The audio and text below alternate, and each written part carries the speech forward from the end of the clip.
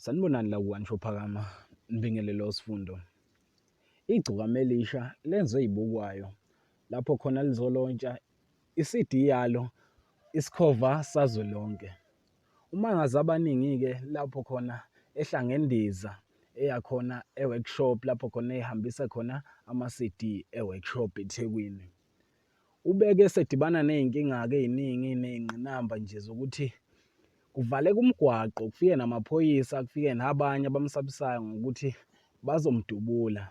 Ubese eveza-ke nje uma ubumlandela kahle-ke, eveza nje lapha ku-life wakhe, eveza nje amaphoyisa engafuni ukuthi ephume ebona abantu abazomsingatha. Ngabe-ke uthini umbono wakho mbukeli wethu ngalokhu nje lapho khona ubona nje abantu kwi-workshop begcwele? Ubeke futhi igcokama elisha selenza olungajwayelekile lapho khona selinika amaphara ukudla, linawo nje likhombisa nje ukuthi lifuna ukuwafaka ngapha emdletsheni ukuthi ethe ukugeza kancane. Ngabe uthini nje umbono wakho mbukeli wethu ngalolu daba lwegcokama elisha? Sacela nje ushiye uvo lwakho ngaphansi ku-comment section.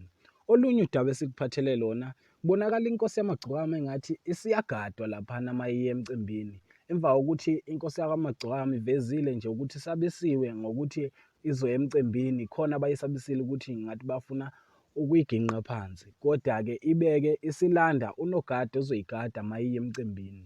Sacela nje mbukeli wethu ushiye uvo lwakho ngaphansi ku-comment section. Ungakhohlwa uku-like noku-subscribe. Ngiyabonga.